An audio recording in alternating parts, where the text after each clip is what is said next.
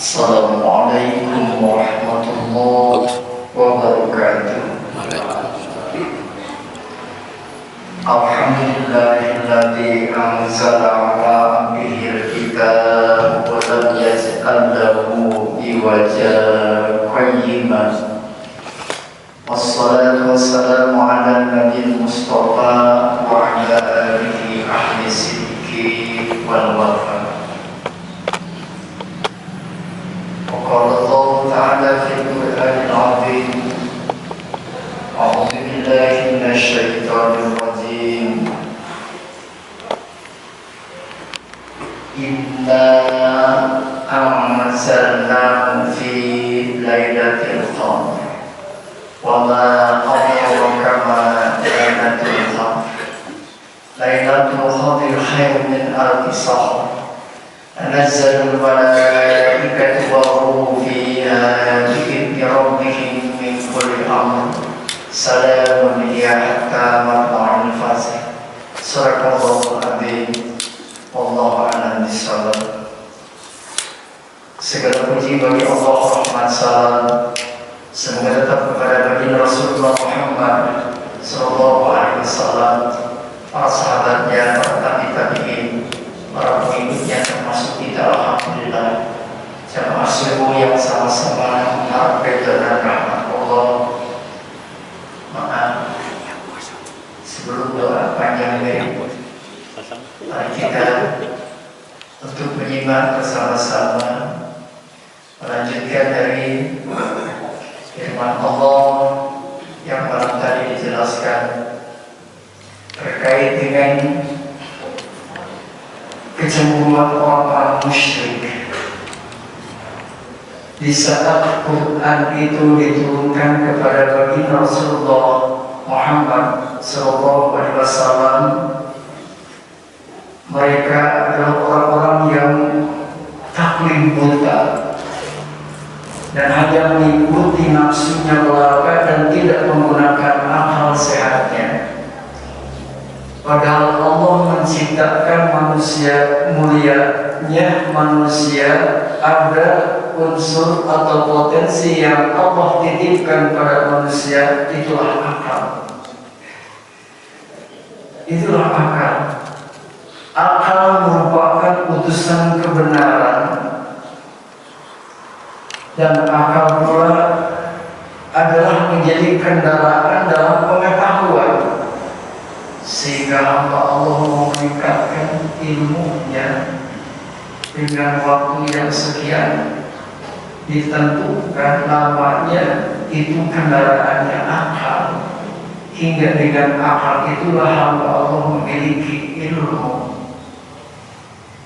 dan dengan ilmunya menjadi mulia, bukan hanya untuk dirinya tapi juga bisa membawa yang lainnya menjadi mulia karena manfaat daripada ilmunya.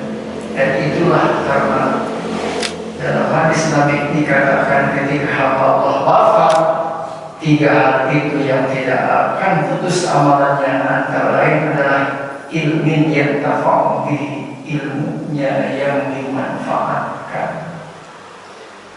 Oleh karenanya akal adalah menjadi kendaraan untuk pengetahuan, dan akal pula adalah merupakan pohon yang membangun istiqomah dalam kebenaran. Ya muqallibal qulub tsabbit qalbi ala dinika wa ta'atika ya Allah.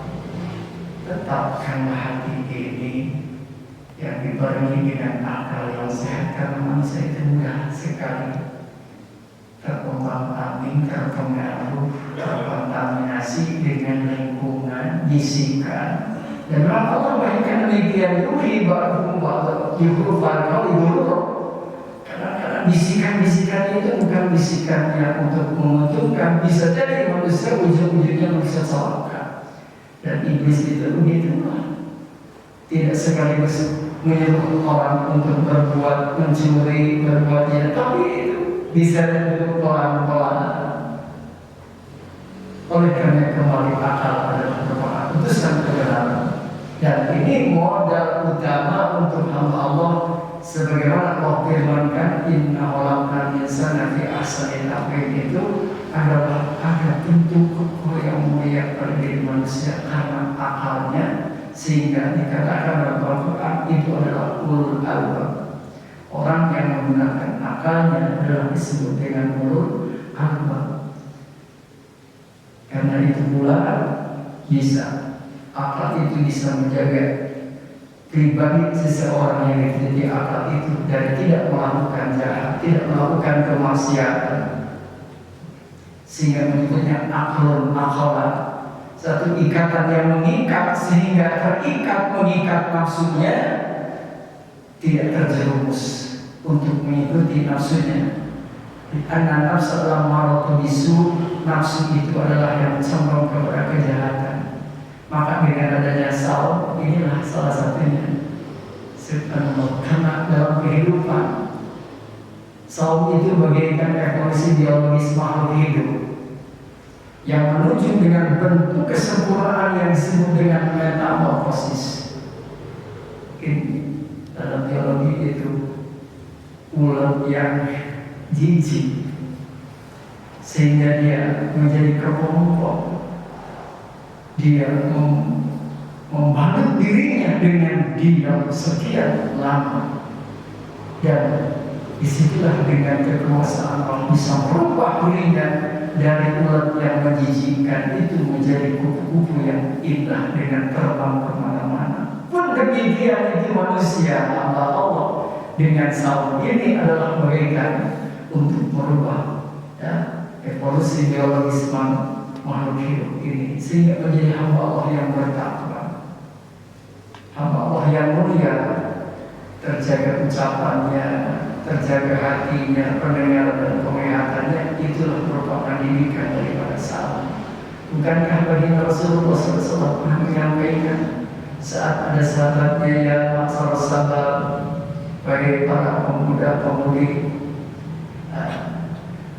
manis bapak kumpul siapa yang sudah mampu memiliki biayanya, pada tajawaz maka menikah. Pak Imam Abu dari basar asal dari faram, sebab dengan menikah akan membatasi pandangan mata atas sahabatnya dan akan mengekang nafsunya. Pak Imam tadi Pak Al-Islam, kalau belum punya, belum mampu, makanya juga berpuasalah. Fa'innahum ijadun, sebab dengan saum itu akan mengendurkan dan merendahkan nafsunya, walaupun khusus nafsu-nafsu dari bid'ah itu. Salah satu filosofi Ibnu Bajjah dari Spanyol mengatakan bahwa pada diri manusia itu ada 3 unsur jiwa, yakni nutritif, sensitif, dan imajinatif. Nutritif adalah itulah merupakan jiwa yang ada pada manusia hingga yang mana berfungsi sebagai dasar untuk pertumbuhan reproduksinya, biologisnya, harusnya itu perlu makan dan sebagainya. Itulah. Nah, subhanallah, jika dalam kehidupan manusia masih banyak yang tidak mengendalikan jiwa nutritif ini, berarti dia tidak mampu mengendalikan jiwa ini, yang akhirnya apa? Masih banyak pencuri, masih banyak yang maksiat. Itu adalah pertanda orang tidak mampu mengendalikan jiwa nutritifnya. Pun demikian dengan saum itu pada diri manusia dan jiwa sensitif. Ketika manusia lapar, di situ akan merasakan haus lapar dan dahaga, dan dia akan muncul dalam jiwanya dengan menggunakan akal sehatnya. Oh, begini haus lapar dan dahaga yang dirasakan oleh saudara kami yang tidak punya. Maka situ muncullah kedermawanan dirinya untuk berbagi. Maka dengan didikan saum ini jiwa nutritifnya muncul, jiwa sensitifnya muncul, termasuk jiwa imajinatifnya.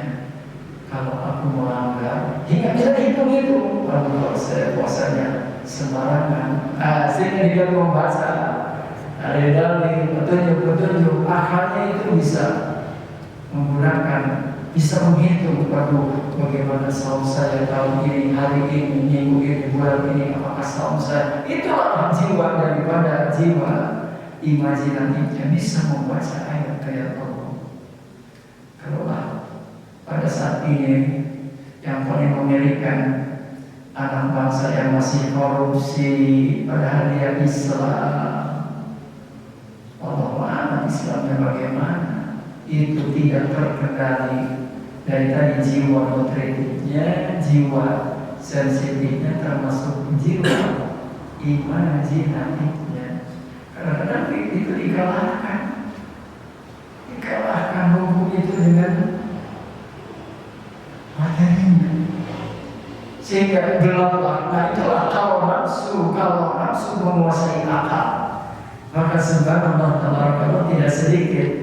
Ini gambaran manituna ilaha hawa itu orang yang mengikuti mempertuhan hawa nafsunya. Salah satu contoh hadirin, ketika Rasulullah SAW, ketika Abu Jahal itu tawaf dengan murid Mughirah, orang musyrik itu tawaf juga, orang musyrik itu tawaf juga, mereka itu, ya. Cuma beda tawafnya itu mereka urianan, telanjang sambil bertepuk tangan, karena di situ ada lantama Allah.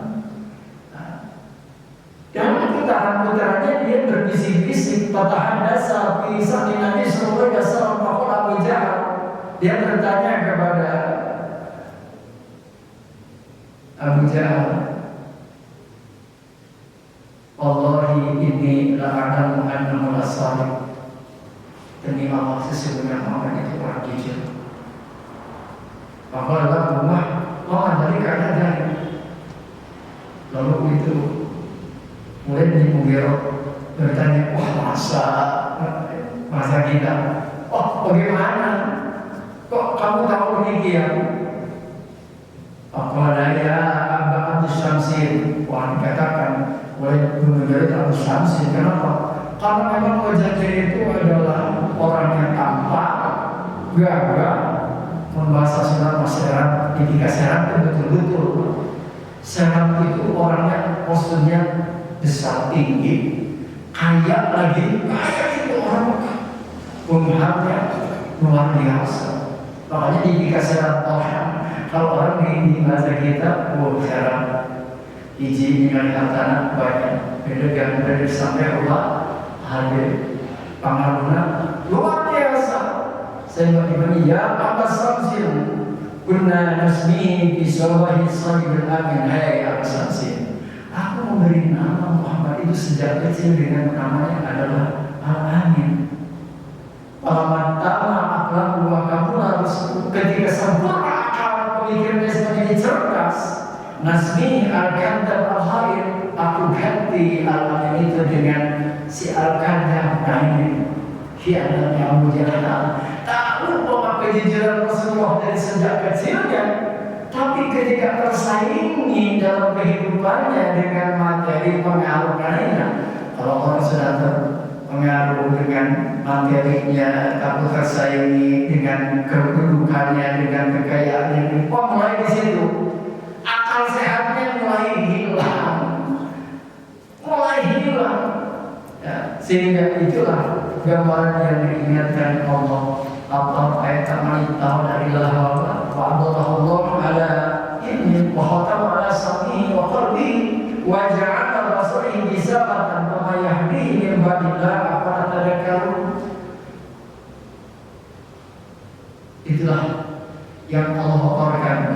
Tidaklah kamu melihat orang yang mempertuhan hawa nafsunya, Allah sesatkanlah. Dia tidak mengetahui sesuatu apapun hingga Allah kunci hatinya, pendengarannya, sehingga wajahnya ada bisa ada dinding yang menutup, tidak lagi bisa melihat kebenaran, tidak lagi bisa mendengar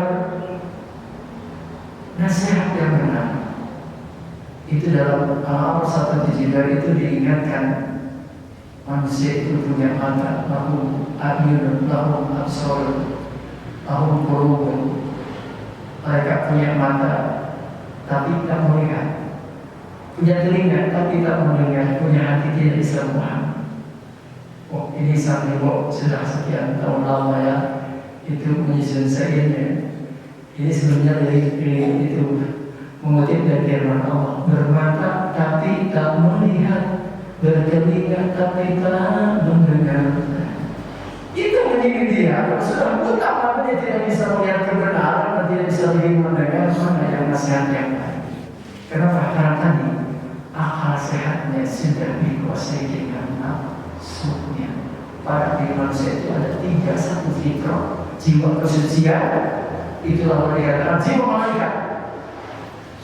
Dan jiwa nafsu ada nafsunya, itu adalah merupakan motivasi lahirnya manusia untuk bersemangat, tapi kalau semangatnya tidak dikendalikan akal bisa menjadi jahat. Makanya ada yang ketiga adalah akal. Akal inilah yang bisa memahami mana yang benar, mana yang salah. Paham, muncul apa ya Allah berikan. Dua cara ketiga. Dalam surah Insan dikatakan, al-insani hinu minad dahri lam yakun syai'an madhura.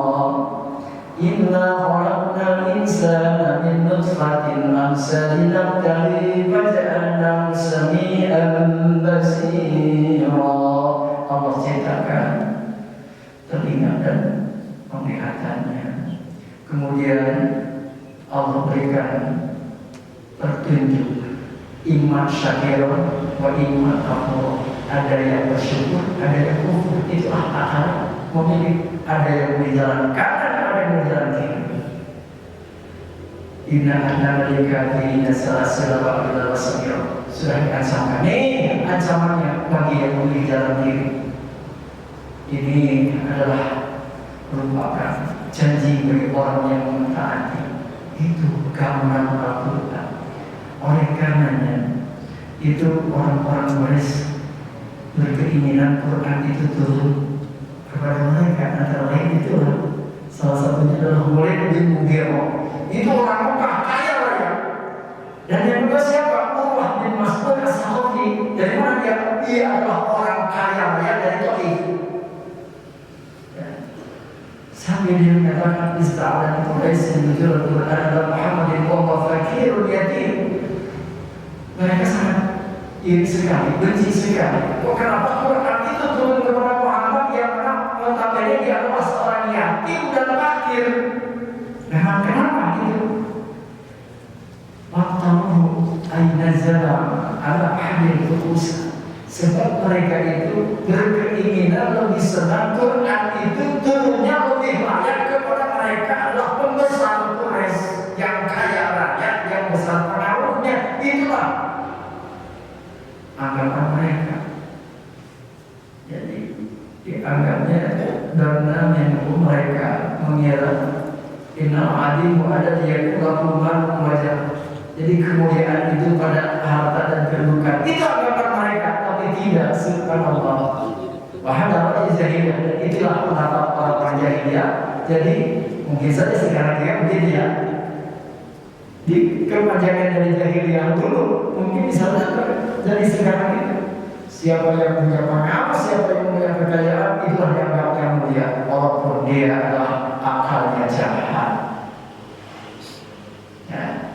Walaupun akalnya jahat, kenapa tidak mengikuti petunjuk Allah subhanallah? Sehingga mereka mengatakan tidak layak Muhammad diturunkan Al-Quran.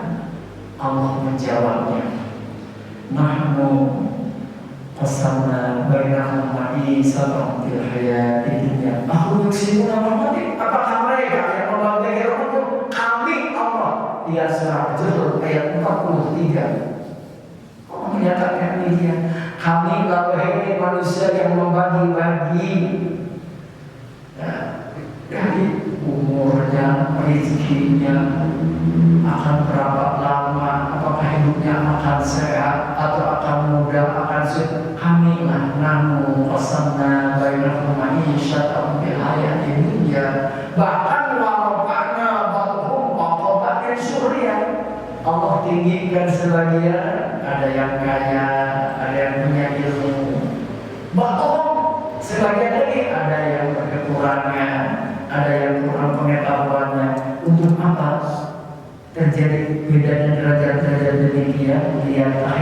ba'dhum ba'dhan syukriyah, agar di antara satu dengan yang lainnya syukriyah, saling membuat keseimbangan. Yang kaya melindungi yang fakir, yang kuat melindungi yang lemah, dan yang pintar akan berilmu melindungi orang yang tidak tahu.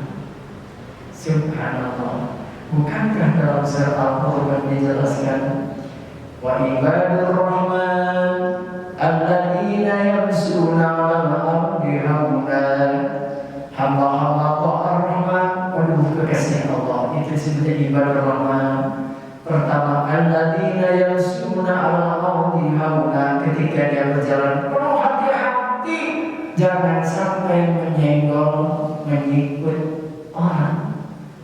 Itu simbolnya jalan. Maksud di sini bukan jalan benar-benar berjalan atau dalam kehidupan hariannya.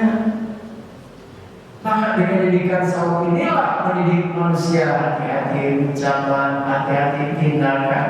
Itulah akan lahir nanti selesai Ramadan bagikan Allah yang mulia. Kalau tadi dikatakan ulat yang jijik itu tidak menjadi kepompong, sekian lama Allah berlahir dan menetas jadilah kupu-kupu yang indah warnanya disenangi. Itulah Allah yang selesai Ramadan, selesai melaksanakan ibadah saum, akhlaknya mulia, ucapannya santun, sifat tindakannya benar-benar menjadi hamba Allah yang dermawan. Karena tadi dari jiwa-jiwa nutriti, jiwa-jiwa sensitif, termasuk jiwa-jiwa imajinatif itu muncul, menjadi peka terhadap kehidupan sosialnya, menjadi sensitif melihat orang, sehingga benar-benar hidupnya bermanfaat dalam kehidupan. Subhanallah. Itulah pentingnya ba'dhum syukriyah. Wa rahmatu rabbika, tadilah rahmat Allah itu khairun mimma yajma'un, jauh lebih baik daripada apa yang kalian mengumpulkan. Ada lain, mereka berbangga dengan harta, berbangga dengan kekayaan. Itulah orang-orang Arab Quraisy yang mana tadi adalah Walid bin Mughirah, termasuk adalah Urwah bin Mas'ud, benar-benar iri sekali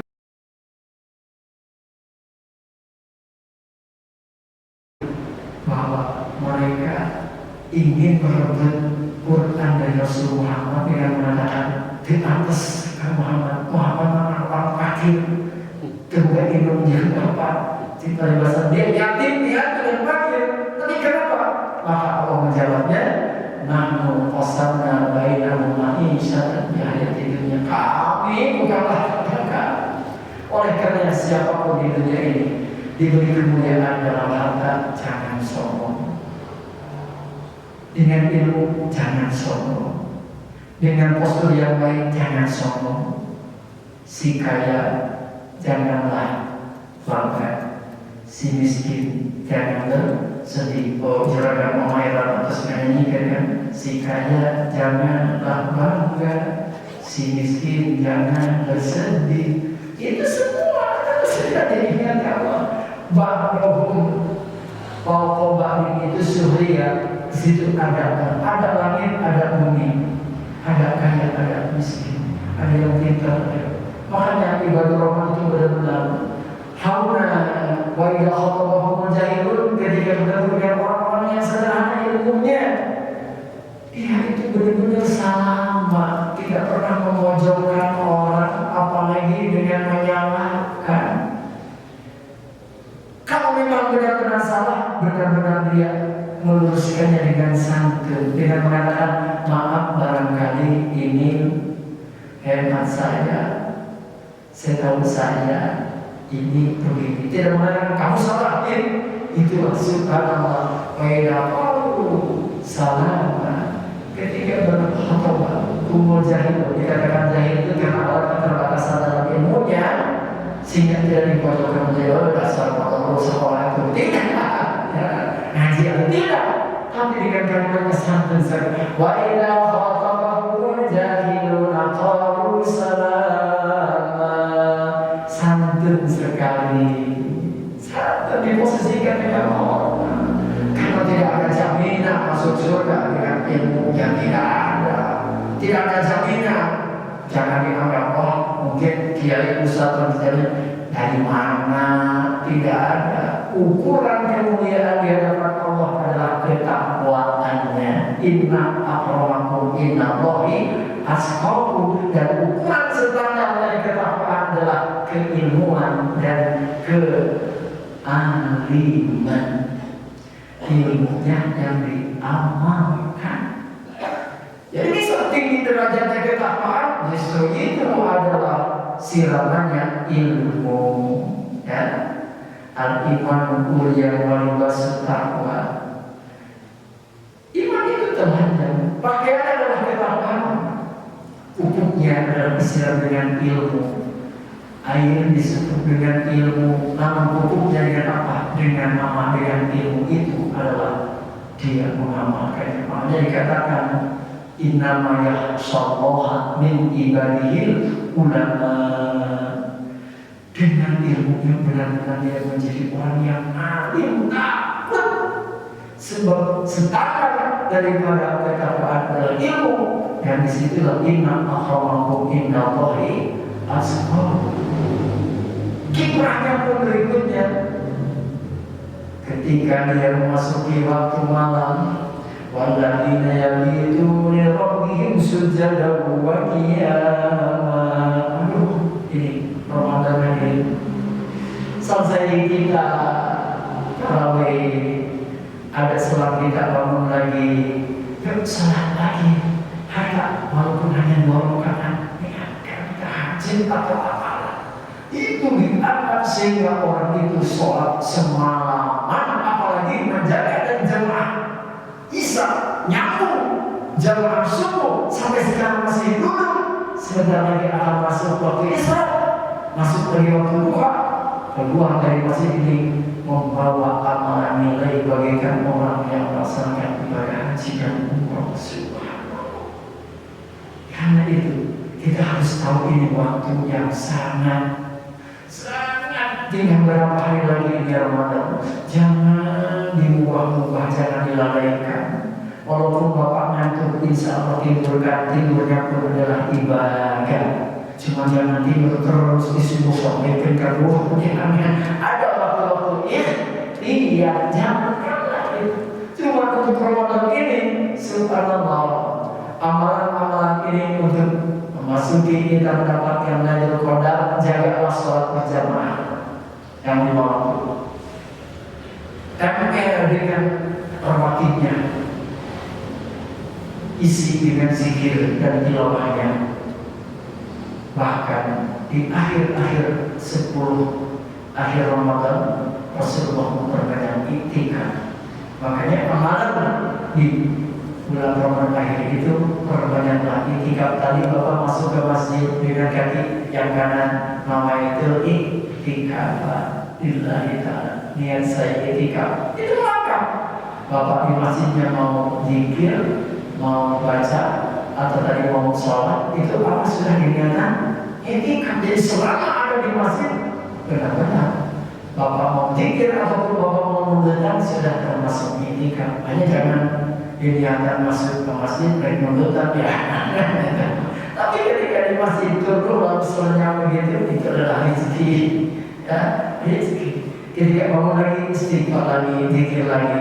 Oleh karenanya perbanyak sholat itu dalam menjemput Lailatul Qadar. Perbanyak zikir, perbanyak baca Al-Quran, syukur-syukur berjanji, perbanyak waktu bersedekah. Dengan poin-poin ini, yuk hidupkanlah Ramadan ini dengan jemput ridho Allah melalui ini dirahasiakan Allah kan Lailatul Qadar.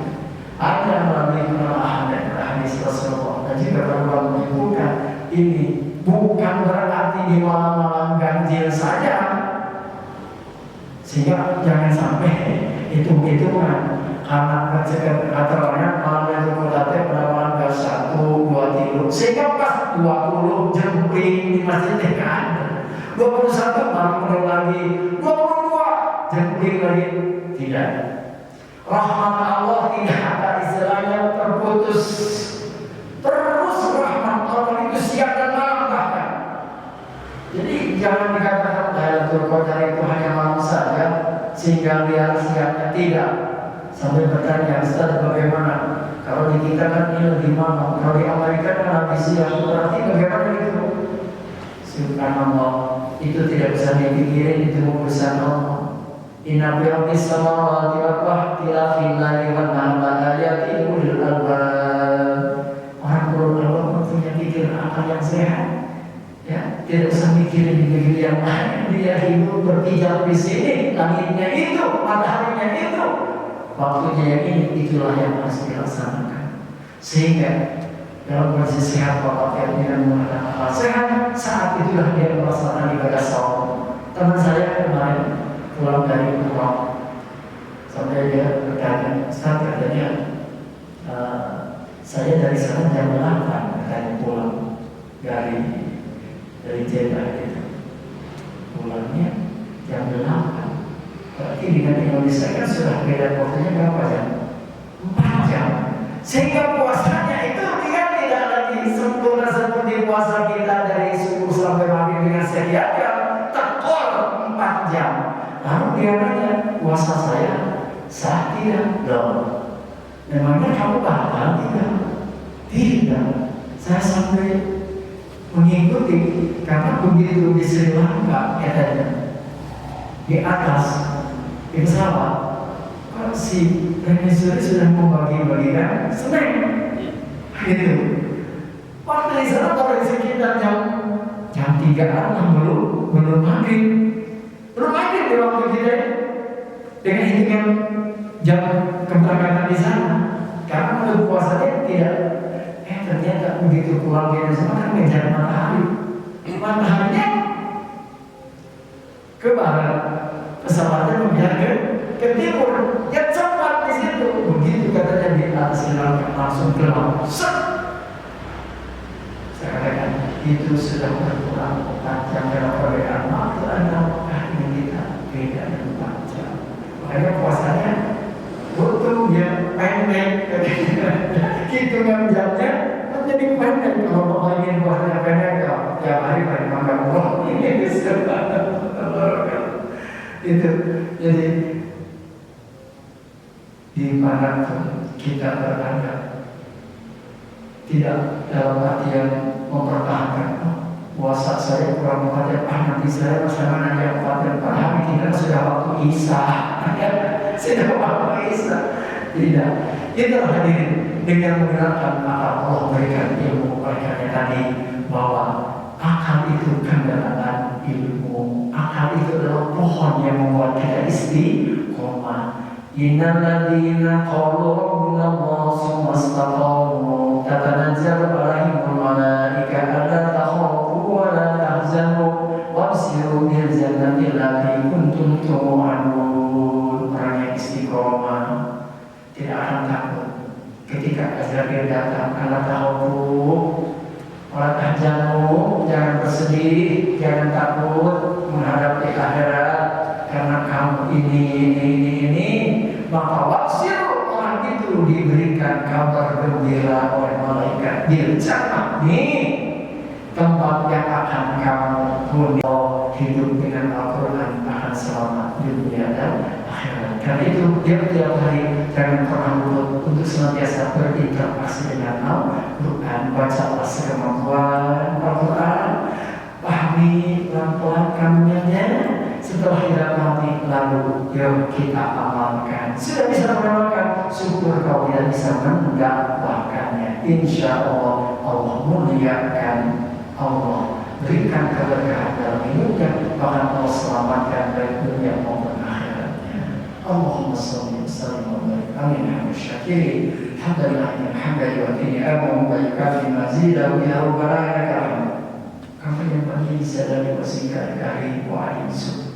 Allahumma ya Rahman, di sebuah hari 19 ini kami bersyukur mensyukuri, memuji kebesaran, mengagungkan kemuliaan ya Rahman.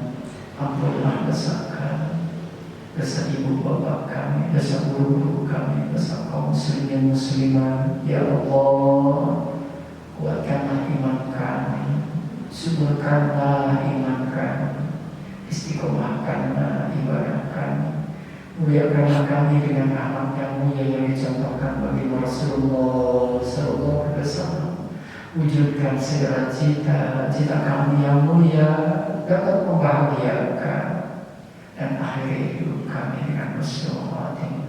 Rabbana taqabbal minna innaka antas samiul alim wa tub alaina innaka antat tawwabur rahim. Rabbana atina fid dunya hasanah wa fil akhirati hasanah wa qina adzabannar. Sallallahu alaihi wasallam. Subhanaka rabbil izzati amma yasifun. Wassalamu alaikum warahmatullahi wabarakatuh. Terima kasih. Selamat beraktivitas. Semoga Allah berkahi menerima kita sehingga Allah mudahkan usaha kita. Terima kasih. Assalamualaikum warahmatullahi wabarakatuh.